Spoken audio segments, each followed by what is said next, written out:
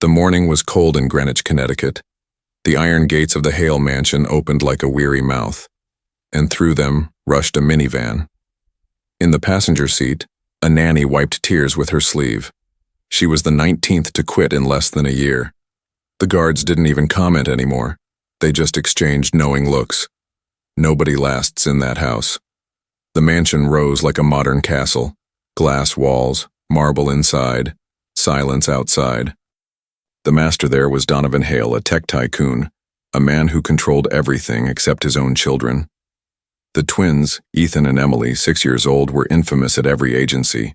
Unmanageable, unpredictable, impossible.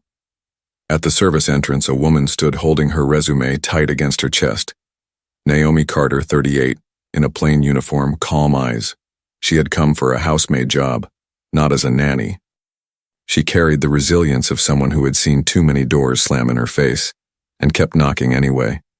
Before pressing the bell, she whispered a short prayer. Lord, open a way where there is none. Take care of what I cannot reach. The door opened with a click. Mrs. Whitmore, the immaculate housekeeper, looked Naomi up and down. Punctual, at least that. Come in. In the hallway, a framed set of rules gleamed under glass. Silence, precision, discretion. Below, lines sharp as blades. Staff must not touch the children without authorization. Staff must not address Mr. Hale unless spoken to. Staff must not look directly into his eyes during reprimands. Naomi read slowly, swallowing hard. It wasn't fear. It was the old sting of knowing that to some, humble people exist only to be invisible. A scream cut the air. Then another. Glass vibrated. Footsteps thundered upstairs, a door slammed, a toy car crashed down the stairs. The new nanny, still wearing her agency badge, ran down, face red, hair disheveled. I quit, she shouted. They locked me in the closet and poured water under the door.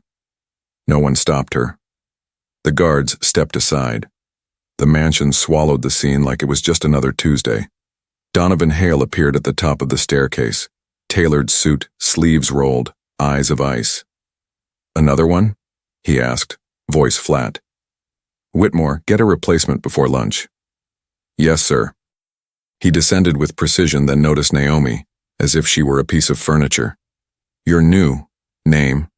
Naomi Carter, sir. Candidate for maid. Maid? He nodded, impatient. Simple rules. Don't cause trouble, don't try to fix what you don't understand. In this house, there are procedures. If you don't fit in, you're out. Understood? Yes, sir. A loud bang echoed from the children's wing. Naomi flinched. Ethan appeared with a toy hammer, banging on a safety gate. Emily stood behind him, hands over her ears, face tight. The housekeeper whispered, Don't get close. They get worse if they smell fear. But Naomi wasn't afraid. She was attentive. She noticed Emily pressing her ears, gasping, blinking like the world was too loud. She saw Ethan hammering in a rhythm. It wasn't random. It was a plea. Naomi remembered Sundays helping in the church nursery, children who calmed when someone respected their silence. A vacuum roared nearby, switched on by a staff member. The buzzing filled the corridor like a swarm. Emily bent down, trembling, whispering something no one could hear. Nobody noticed, because all eyes were on Donovan. Naomi stepped forward. Turn that vacuum off, please. The man hesitated. Off. Now. Her voice was calm but urgent. The buzzing stopped. Silence dropped heavy. Emily lifted her head. Ethan paused his hammering. Naomi crouched to their level, keeping distance, hands open, empty. She softly hummed a lullaby her mother used to sing, an old hymn about shelter and peace. The house seemed to hold its breath. Donovan's brow furrowed. What do you think you're doing? Lowering the noise. Naomi's eyes stayed on the twins. Sometimes, when the world is too loud, we just need a quiet island. Emily took a small step. Ethan followed, still gripping the toy hammer.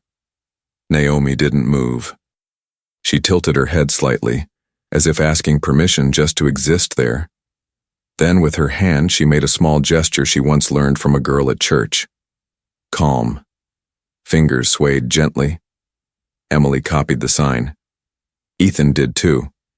The housekeeper gasped. A guard coughed to hide his shock. Donovan descended 2 more steps, voice sharp. Enough. Take them to the study room, and you— He pointed at Naomi. Come with me. Now. Naomi rose slowly. Before leaving, she glanced at the twins. Emily stretched her arm, almost touching Naomi's apron, but pulled back, as if afraid of being punished just for wanting. Naomi smiled, small, but real. It's all right, she whispered softly. Nobody's going to shout. The corridor moved again. Staff led the children away. The house regained its cold rhythm. Naomi followed Donovan down a glass hallway overlooking emerald gardens. He opened a heavy door to an office that looked more like a vault. Dark wood, perfect shelves, nothing out of place. Power carved into furniture. Sit. He didn't look at her. Naomi stayed standing, hands folded. Donovan exhaled. You disobeyed a basic rule. You intervened with my children without authorization. I stopped a noise that was hurting them, she said calmly, and sang quietly. That's all. In this house there is no, that's all. There is only what I decide. He came closer, eyes sharp, searching for a reason to dismiss her before lunch. Nannies come and go because they think they're special. You are a maid. Clean. Don't touch. Don't talk. Don't show up. For a second, a spark of dignity flashed in Naomi's eyes. She breathed, remembering the prayer at the door. God does not abandon the just. With all respect, sir. Her voice was low but steady. Children are not machines in an office. They're little people with big feelings. The silence was so heavy it seemed to weigh the room. Donovan turned to the window, gripping his wrist like he was holding himself back. You're hired as a maid, and nothing else. He spoke through his teeth. If I ever see you within 2 meters of my kids again, you're out, is that clear? Perfectly clear, sir. A knock. The housekeeper, pale, spoke through the door. Mr. Hale. The twins refused the study room. They are sitting in the hallway, waiting for the maid. The words cut through the office like lightning. Donovan shut his eyes as if reality dared to challenge him in his own house. He opened the door slowly. There they were, Ethan and Emily, sitting quietly on the marble floor, each holding the corner of Naomi's apron that wasn't even there anymore. They weren't crying, weren't screaming, weren't breaking anything. They were simply waiting. Donovan's jaw tightened, his glare stabbing the staff. Bring the maid, now. In the corridor, as footsteps rushed, Naomi closed her hand around invisible air as if holding a hidden promise. Destiny had cracked a door open, and the mansion no one could stand had, for the first time, asked for her. Before we continue, I'd love to know where you're watching from today. And if you're enjoying these stories, make sure you're subscribed to the channel. The agencies in New York had a nickname for them, the Hale Hurricanes. Ethan and Emily, the heirs of a fortune bigger than most towns, were the children every nanny feared.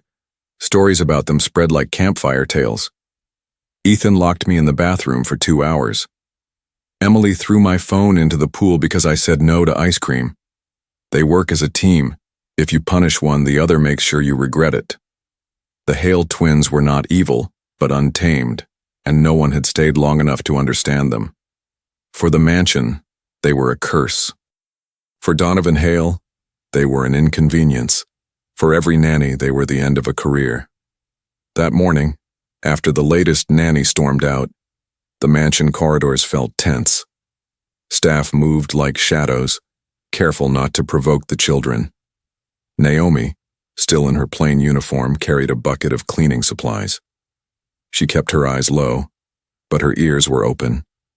From the upstairs wing came a sound, a high-pitched laugh, followed by the crash of something breaking. Then a voice shrill and mocking, "Catch me if you can." Naomi climbed the service stairs, finding the source. At the end of the hallway, a vase lay shattered, water spreading across the carpet. Ethan sprinted barefoot, holding one of the crystal figurines that decorated the house. Behind him, Emily squealed with glee. tossing pillows into the corridor to block the maids chasing after them. The housekeeper barked orders. "Don't touch them, don't engage, just clear the mess." The staff obeyed, avoiding eye contact with the children, picking up glass like they were soldiers cleaning a battlefield. Naomi paused, leaning on her mop handle. She didn't see monsters. She saw two little souls starving for attention.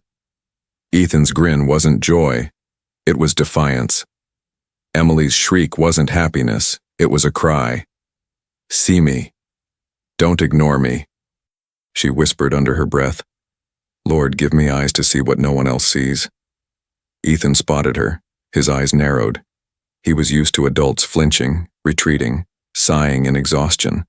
But Naomi didn't move. She stood steady, one eyebrow lifted, as if she were in on a secret. "You're new?" Ethan declared, stepping closer, his little chest puffed. "You'll quit too." They all quit. Emily clapped, repeating her brother's words like an echo. "They all quit." Naomi crouched down, careful not to seem threatening. She didn't force a smile. She didn't frown. She simply said, "Maybe I'm not like them." Ethan tilted his head, suspicious. Emily crossed her arms, glaring. It wasn't defiance. It was testing. The housekeeper's voice sliced in, harsh. "Carter, back to your duties. The children are not your concern." Naomi rose slowly, picking up her mop again, but as she turned away, she glanced back once more. And in that brief moment she saw it. Fear hiding under mischief. Ethan's grip on the crystal figurine was tight, almost desperate. Emily's eyes darted, searching for someone who wasn't already defeated. Naomi whispered to herself, "Not monsters, just little hearts no one bothered to listen to." That night the staff gathered in the kitchen. Tired faces, quiet voices. They swapped stories of broken furniture, sleepless nights, Donovan's cold rules. One maid muttered, "I give it a week. Maybe 2. She'll run like the others." Naomi didn't argue. She wiped her hands on her apron, staring at the floor. She knew the weight of being underestimated. She had carried it all her life. But in the silence of her heart, she made a vow. If God brought me here, He didn't bring me to fail. These children will not break me, and I will not abandon them like the rest. Upstairs in the dark, Ethan whispered to his twin, "Did you see her?" She didn't scream. She didn't run. Emily nodded, hugging her pillow. "Maybe. She'll stay." And for the first time in months, the mansion walls held something unusual in the children's wing. Hope. The second morning began with frost on the grass and warnings in the air. At the service gate, a guard handed Naomi a plastic badge and a look that said, "Don't get ideas." "Punch in. Basement lockers. Service elevator only." He pointed without meeting her eyes. Downstairs, the staff room hummed with tired chatter and clinking mugs. Marisol, a housemaid with kind eyes and a quick laugh, scooted over to make room. "Sit, Carita. First week's the heaviest." Mrs. Whitmore entered like a blade through fabric, balancing a tablet. Uniforms, Carter. She tossed Naomi a bundle. A gray dress 1 size too big, a pair of worn flats, and an apron already stained with bleach. "Make do. Our seamstress is out until Friday." A few maids traded glances that held pity and warning. Naomi folded the uniform carefully, as if respect could soften rough edges. Under her breath, "Lord, let me be small without being crushed." Work assignments rolled out like orders in a barracks. Naomi's list was the longest. Laundry, silver polishing, kitchen floors, powder rooms, guest suites. "And remember, Carter," Whitmore added without looking up, "staff restrooms only. The family's marble is not for you."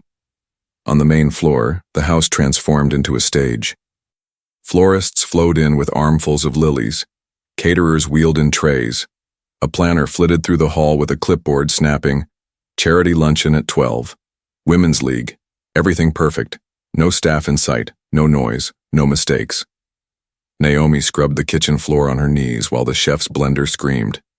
She couldn't help flashing back to Emily the day before, hands clamped to her ears. Naomi waited for a pause, then asked softly, "Chef, could we blend with the door closed? Just until noon?" He blinked, surprised someone had noticed anything beyond orders. "Huh, sure." The door eased shut. The kitchen air settled. Naomi exhaled a quiet thank you that no one heard. At 11, Donovan Hale strode in from the garage, a phone pressed to his ear. His words were numbers and deals and power. His presence made the staff shrink 2 inches. He ended the call and scanned the counters. "Who arranged the silver this way?" Naomi froze. She had followed the manual. Whitmore answered before Naomi could. "That was Carter, sir." Donovan's gaze landed on her like a stamp. "In this house, the forks face east." Naomi hid a wince. "Yes, sir. I'll correct it." She turned the forks. East. A direction even flatware obeyed. The Women's League arrived in pearls, perfume, and opinions. Their voices floated like ribbons, soft for each other, sharp for everyone else. Naomi served water, silent and quick, when a voice at the end of the table clipped the air. "Excuse me." A tall woman in cream silk raised a manicured hand. "There's a fingerprint on my glass." Naomi replaced it immediately. The woman didn't look at her, only at Whitmore. Standards seemed to be slipping. Another woman leaned in, stage whispering, "Donovan is too lenient with staff. They hire anyone these days." Her friend's smile tightened. "Especially the ones who don't blend." Eyes slid toward Naomi's skin and away again, like shame disguised as taste. Naomi felt the sting rise hot in her chest. She didn't argue. She didn't excuse.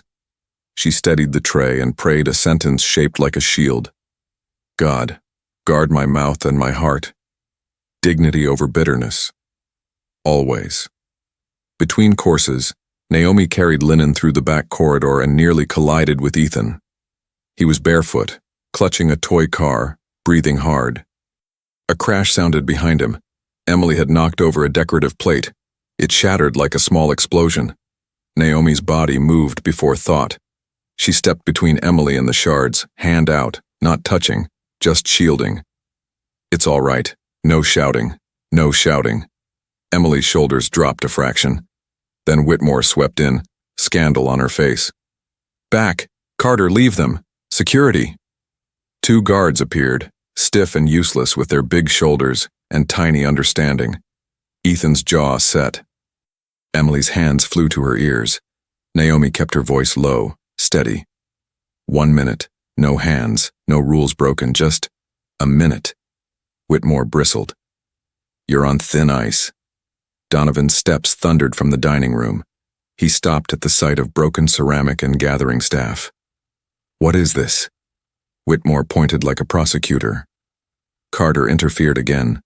Donovan's eyes iced over. "Carter, my office. Now." The office was colder than the marble outside. Donovan circled behind his desk as if the wood gave him authority. "I believe I made myself clear yesterday." "You did, sir." Naomi kept her hands folded, voice even. "I did not touch them. A plate broke. I stood between a child and glass." He tapped a pen. "You stood between my child and my rules. Consider this your first write-up. 1 more, and you're done here." She swallowed. Understood. He waited, perhaps expecting tears or anger. He got neither. Only a quiet woman who refused to shrink. He dismissed her with a flick of his eyes. Back in the hall, Marisol pressed a folded paper into Naomi's hand. "We keep count." She frowned at the ink. "1 write-up. I hate this place sometimes." Naomi slid the paper into her pocket like a hot coal. "God sees, even in dark rooms," she murmured. The luncheon ended in applause and shallow compliments. As guests drifted into the gallery for coffee, Naomi gathered plates. Near the piano, the woman in cream silk, Vivian Parklang, admired her reflection in a mirror. A diamond watch gleamed at her wrist, catching sunlight like trapped lightning. "Donovan, darling," she cooed when he passed, "do ensure your people are vetted. Some of my friends bring heirlooms to these events." Donovan nodded, constrained civility on his face. My people are vetted. Vivian smiled, the kind that never reached her eyes. By late afternoon, the mansion exhaled. Naomi cleaned the last powder room, fingers raw from bleach. She paused at a small trash bin and noticed a crumpled drawing. She smoothed it on the counter, two stick figures on a tiny island under a storming sky. In shaky letters, a single word: quiet. Her throat tightened. She folded the drawing, slid it into her pocket beside the write-up. On the way to the basement, she passed the children's wing. Ethan stood at the threshold, as if the floor were a river and he needed a bridge. Naomi slowed, palms open, distance careful. She lifted her hand and drew the small calm sign in the air. Ethan's jaw unclenched. Emily peeked from behind him, eyes catching the movement like a lighthouse. For 3 heartbeats, the world held. No vacuum, no shouting, just the shape of peace. Then a shriek from downstairs shattered the moment. Stop! Nobody move! It was the planner, wild-eyed, clutching her clipboard. Vivian's diamond watch is missing. The hallway snapped awake. Staff froze. Security radios crackled. Footsteps pounded toward the service elevator. Whitmore's gaze found Naomi first. The housekeeper's voice was icy, almost satisfied. Carter, where have you been for the last hour? Naomi glanced at the folded drawing and the clock. Powder rooms, then the gallery. Whitmore's lips pressed thin. Bag check. Now. In the sudden storm, Naomi's heart remained steady. She had nothing but clean hands and a worn apron, and a promise stitched into her spirit. Truth stands when lies get tired. She lifted her chin. You can check. I'm not afraid. Below their feet, the mansion hummed with wealth and suspicion. Above their heads, 2 small faces watched from a doorway, eyes wide and shining, the only ones who had seen the shape of the truth. The missing watch turned the mansion into a courthouse. Staff were lined up in the gallery while Mrs. Whitmore directed security like a general.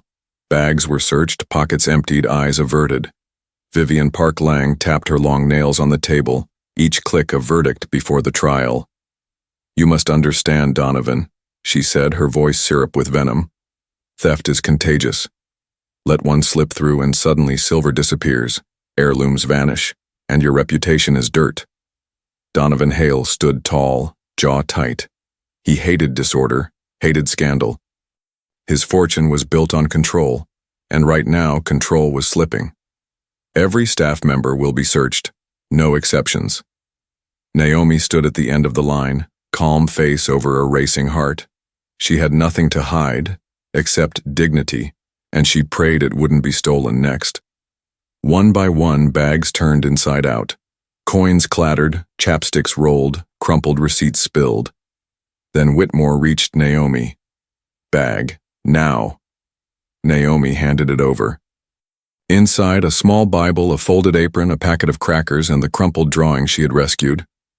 Whitmore smoothed the paper and frowned. What is this? Naomi answered evenly. Something the children threw away. Vivian leaned in, her perfume sharp. Oh, how sentimental. A maid with stolen children's drawings. Are we supposed to believe this is all? The guards searched the pockets of Naomi's uniform. Nothing. They opened her locker. Nothing.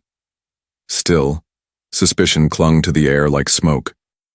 Vivian's voice dripped with triumph. Well, if nothing's found, perhaps she simply hid it well. Naomi's hands clenched behind her back. Her whole life had been full of rooms like this. Judgment passed before truth was seen. She lifted her chin, her voice quiet but firm. Search again. Search until you're satisfied. I would rather be humiliated than called a thief in whispers. The room stilled. Donovan's eyes narrowed. There was no fear in Naomi's voice, only unshakable dignity. It unsettled him. Security finished the search. Nothing. Whitmore pursed her lips, disappointed. Vivian's irritation flickered like a flame denied oxygen. How convenient. She sighed. But I suppose she is clean. For now. Donovan dismissed the staff with a wave. Back to work. All of you. Naomi lingered, waiting for the tide of uniforms to pass. She bent to pick up the drawing that Whitmore had dropped back on the floor. As she slipped it into her apron again, Donovan's voice stopped her. Carter. She turned. His face was shadow and control, but his eyes studied her with unusual sharpness. You spoke like someone used to being accused. Naomi met his gaze without flinching. Because I am, sir. People see what they want to see. And sometimes all they see is color. The air thickened. For the first time, Donovan had no quick reply. He turned to his desk, voice clipped. Go. Naomi bowed her head and left, her footsteps steady even as her chest burned. That evening she scrubbed the marble floor of the East Wing. Alone with the echo of her brush, she prayed, Lord, don't let my silence be mistaken for weakness. Give me the strength to stand even if they try to push me down. Upstairs, the twins were restless. Ethan stomped across the hall. Emily pressed her face to the window glass. She whispered to herself the word Naomi had seen on the drawing. Quiet. Quiet. But quiet never lasted in the Hale mansion. From downstairs came the thunder of Vivian's voice again, sharper this time. Donovan, I cannot believe you allow such people near your home. It is dangerous, irresponsible. Naomi froze, listening. She heard Donovan's reply, low but firm. I allow them because they work, that is all. Vivian laughed, the sound brittle. Work? Or test your patience? Mark my words, Donovan. Trust the wrong kind of staff and you'll lose more than a watch. Naomi closed her eyes, pressing her forehead to the cool marble. She had endured insults before, but this one stung deeper because the twins had begun to watch her differently. They had noticed. They had hoped. And if she was driven out, she would become just another name in a list of disappearances. That night, when the house finally slept, Naomi lingered by the laundry. A soft rustle caught her ear. She turned and found Emily, small and barefoot, clutching a stuffed rabbit. Naomi knelt slowly. Couldn't sleep, sweetheart? Emily didn't answer with words. She pressed the rabbit into Naomi's hands, then touched the drawing in Naomi's apron pocket. She whispered one word, barely audible. Keep. Naomi's throat ached. She nodded. I will. Always. In that moment, she realized the mansion wasn't just testing her. It was asking her a question. Would she leave like everyone else? Or would she stay until the truth finally broke through? And somewhere in the dark, Donovan Hale stood unseen at the stairwell, watching his daughter reach for a maid who wasn't supposed to exist in their world. His jaw tightened, not in anger but in confusion, because for the first time, the chaos had paused, and it was because of her.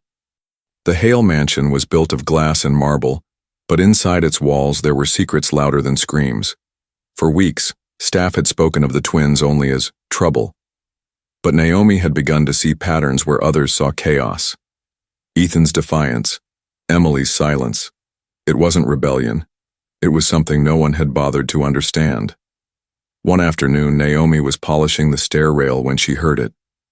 A soft rhythm, like tapping. She looked up. Ethan was crouched on the landing, drumming his toy car against the wood. The pattern wasn't random. It was steady, measured. 1, 2, 1, 2, 3, 1, 2. Naomi tilted her head. Is that your song? Ethan froze. No one had ever called it a song. He glanced at Emily, who peeked from behind a curtain watching. Naomi tapped the rail gently with her cloth, echoing the rhythm. Ethan's eyes widened. For the first time, someone had answered him in his own language. Emily stepped forward, lips parting. She whispered, He talks like that. Her voice was fragile, as if it might break in the air. Naomi's breath caught. Emily had spoken to her, not to the nannies, not to the guards, to her. And you? Naomi asked gently. How do you talk, sweetheart? Emily clutched her stuffed rabbit. Her little hands shaped something in the air, fingers fluttering, then pressing to her lips. It wasn't random. It was sign language.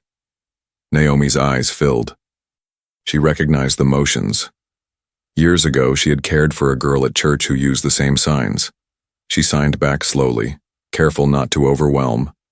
Safe. Emily gasped. She turned to Ethan, tugging his arm. She knows. Ethan's eyes burned with something fierce. Not anger, but relief. His fists unclenched. He tapped the car again, softer this time, as if saying, "Finally, someone hears us." That evening, Naomi slipped into the staff kitchen with trembling hands. She told Marisol in a whisper, "They're not wild. They're not cruel. They've been invisible." The boy taps to be heard, the girl signs to be seen. Marisol blinked, her spoon frozen mid-air. Dios mío.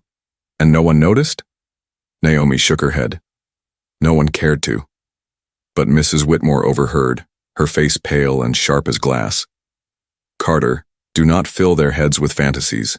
Those children are disciplined, not defective." Naomi's jaw tightened. They are not defective. They are brilliant. And they've been screaming in silence this whole time. Whitmore's lips thinned. "One more word like that and I'll make sure Donovan ends this experiment of yours."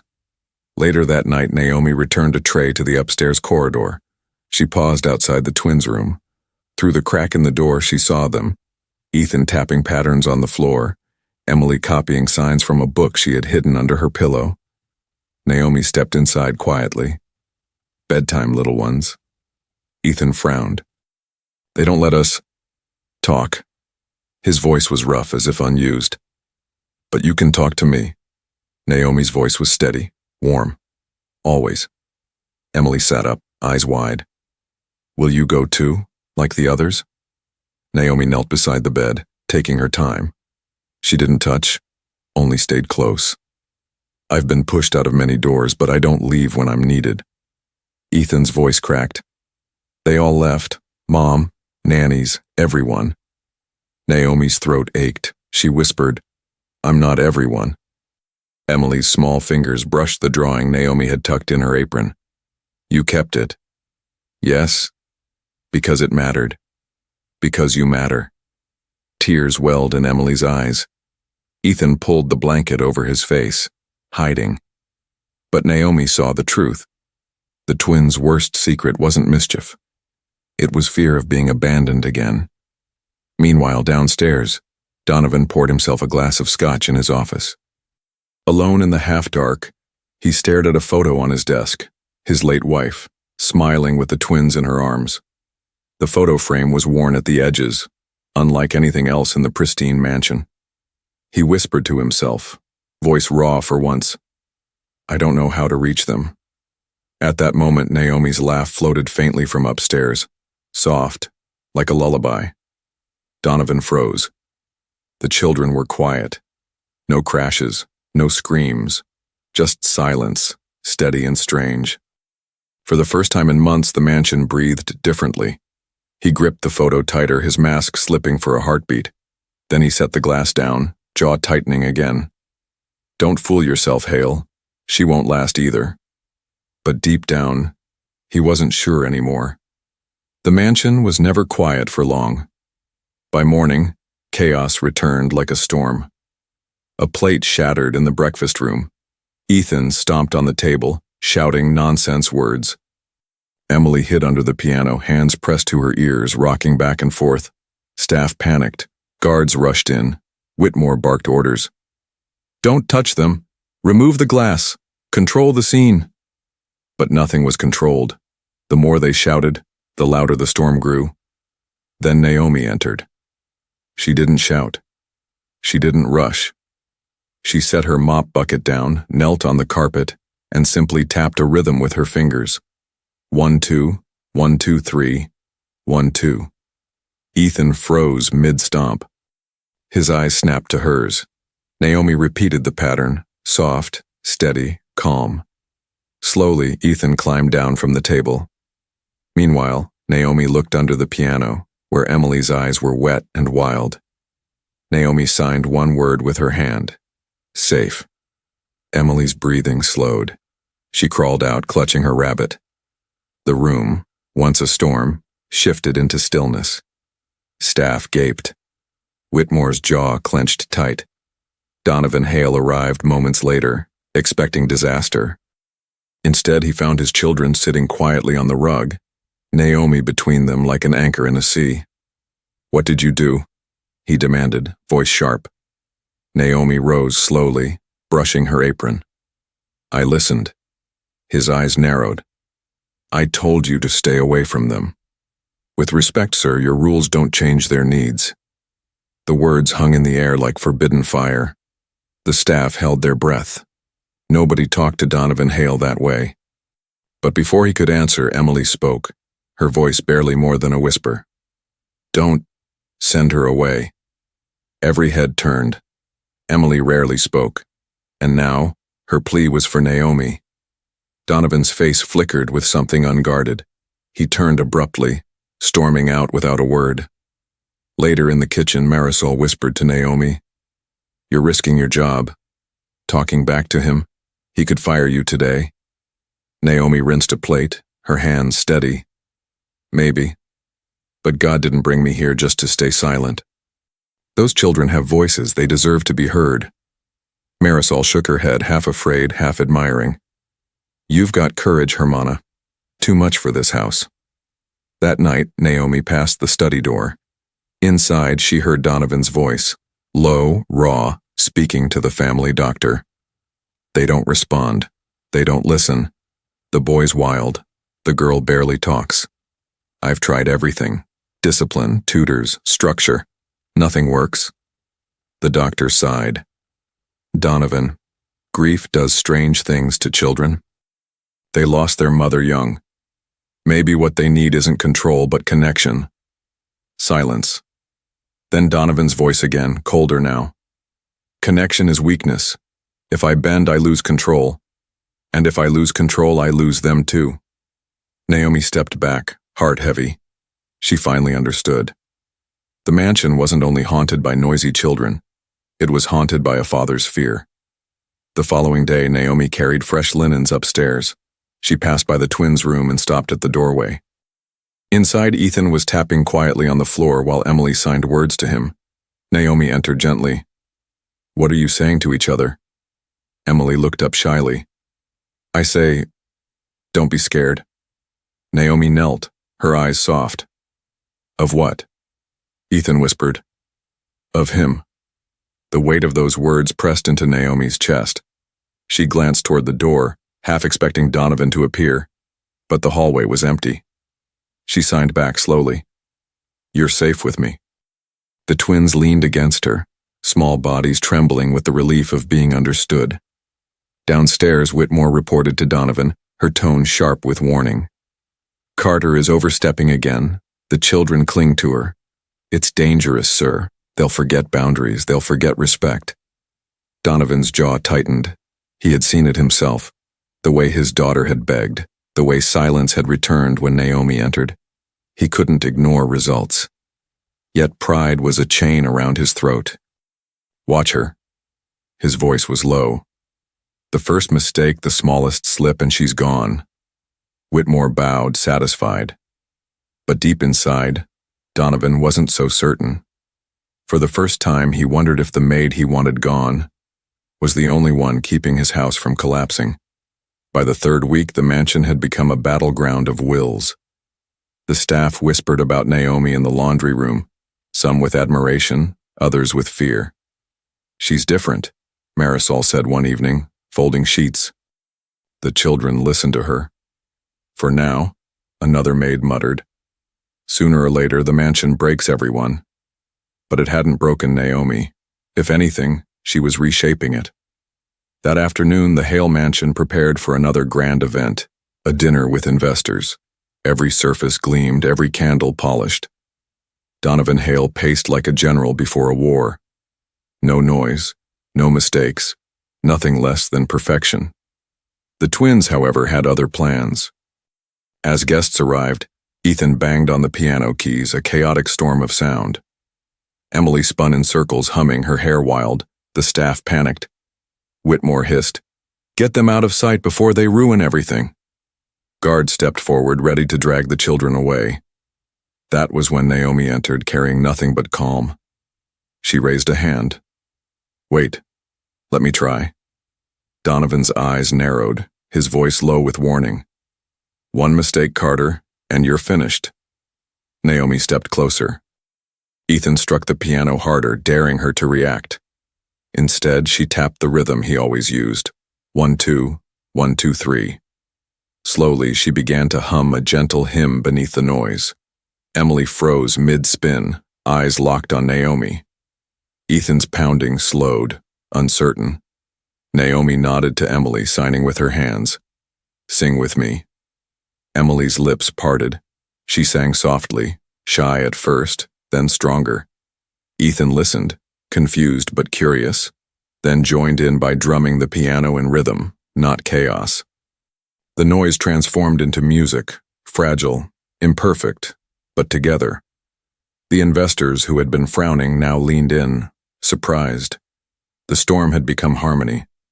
Donovan stood frozen, his face unreadable. When the song ended, Emily crawled into Naomi's lap, resting her head against her chest. Ethan leaned on Naomi's arm, tapping softly, calm for the first time in memory. The room was silent. Even the investors, hardened men in suits, seemed moved. One of them chuckled softly. Looks like you finally found someone who can handle them, Hale. Donovan's pride burned in his eyes, but he said nothing. Later that night, after the guests had gone, Whitmore cornered Naomi in the hallway. Don't think this makes you special. You embarrassed this family by turning dinner into a circus. Naomi didn't flinch.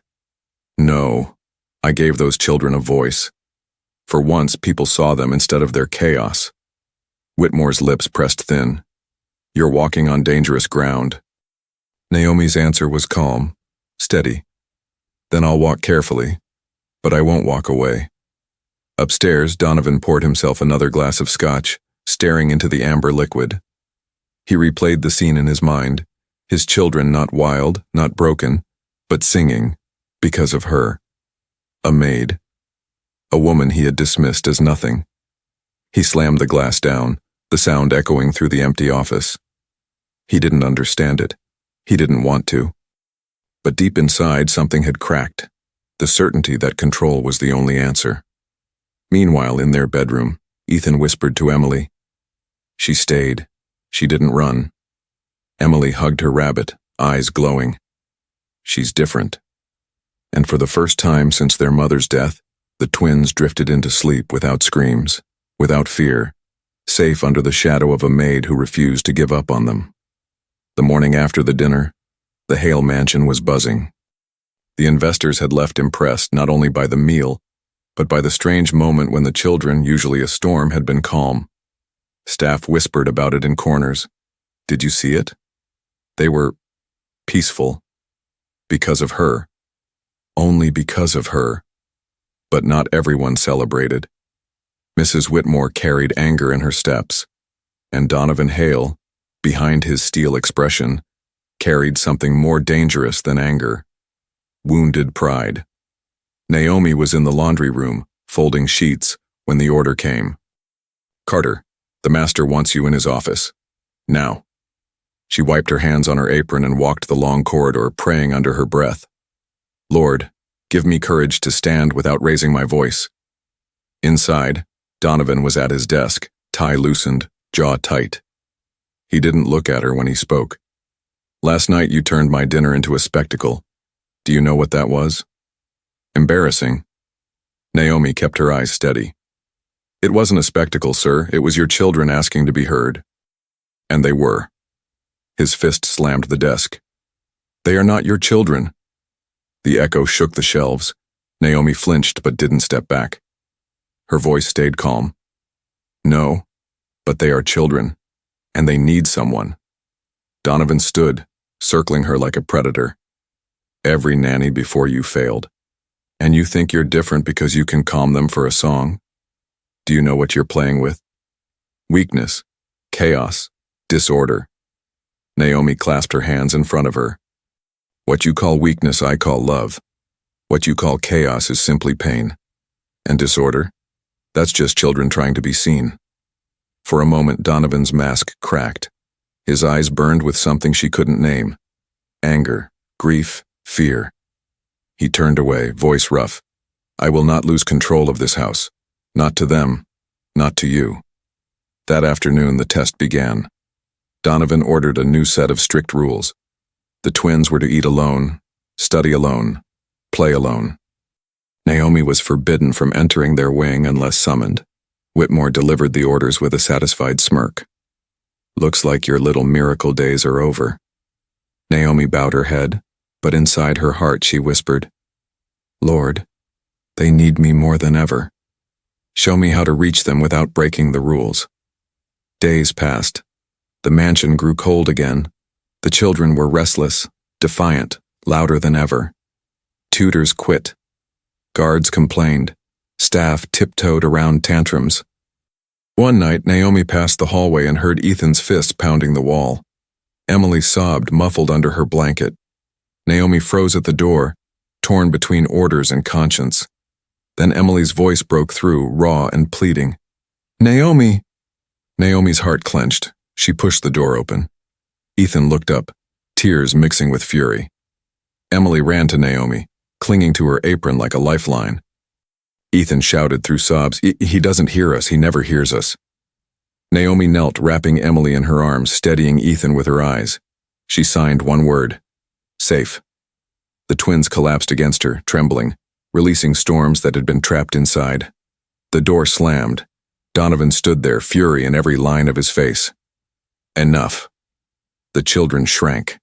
Naomi rose slowly, shielding them behind her. Donovan's voice was a whip. I told you to stay away. You disobeyed me. Again. Naomi's hands shook, but her voice was steady. I disobeyed fear, not you. These children are not your enemies, sir. They're your children, and they are drowning while you watch from the shore. For a moment, Donovan froze. Her words cut deeper than any defiance, but pride snapped back like armor. Pack your things. You're finished here. The twins cried out in unison, No, don't send her away. Emily clung tighter. Ethan's fists struck the bed. Naomi turned to Donovan, her eyes firm, almost shining. You can dismiss me, Mr. Hale, but ask yourself, when the noise returns, when the storms come, who will calm them? Who will stand by them when you can't? His chest heaved with rage, but beneath it was something Naomi had seen before. A father afraid of losing the only family he had left. He pointed to the door, his voice shaking. Out. Now. Naomi obeyed. But as she left, Emily whispered into the silence.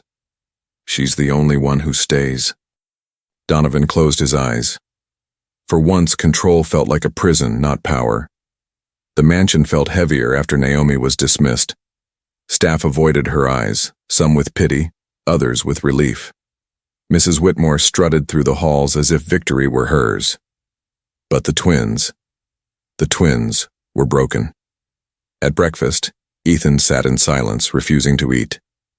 He drummed his spoon against the table, not in anger this time, but in a slow, sad rhythm. 1, 2. 1, 2, 3. 1, 2. No one answered. Emily stared at her plate, her stuffed rabbit limp in her lap. When Whitmore tried to coax her, Emily pushed the food away and whispered one word. Naomi. Donovan's jaw tightened. He wanted to command, to demand, to control, but every attempt only pushed the children further away. Ethan knocked over his glass. Emily crawled under the table. The storm returned, fiercer than before, because the one anchor they trusted was gone. By afternoon, Donovan tried bringing in another nanny. A polished young woman with a perfect resume arrived, smiling too brightly. The moment she stepped into the playroom, Ethan screamed, throwing blocks at her feet. Emily covered her ears, wailing. Within 30 minutes, the nanny left in tears. Donovan stood in the wreckage of toys in silence, rage boiling under his skin. But when he turned, he saw Emily curled in a corner, rocking, whispering again and again, Naomi, Naomi, Naomi. Something cracked inside him. That evening, he called the staff to the gallery. His voice was sharp. a mask to hide the turmoil beneath. "Where is Carter?" Whitmore stiffened. "She left, sir. You dismissed her." "Find her, now." The staff scattered. Whitmore tried to protest. "Mr. Hale, surely you don't intend to bring her back. She undermines authority, she—" "Enough." His voice cut like steel. "My children chose her." The words shocked even him. He had spent years building walls of discipline, control, perfection. But in a single day those walls had crumbled because his children had chosen love over fear. Hours later, Naomi returned to the mansion. She had not yet even reached the gates when the twins spotted her through the glass. They bolted down the hallway barefoot, past the guards, past Whitmore's protests, straight into her arms. Emily clung to her apron, crying into her chest. Ethan held her hand with a grip that refused to let go. For the first time, their storm quieted, not with rules, not with threats, but with love. Naomi's own eyes filled as she whispered over their heads, "I told you.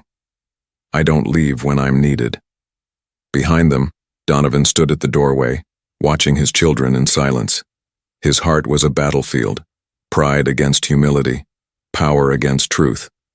For years, he had believed fear kept his house together. But now he saw the truth. Fear had only torn it apart. And the one he had despised, the maid he had nearly cast out, was the one his children loved enough to trust. That night, as the house finally slept, Donovan lingered outside the twins' door.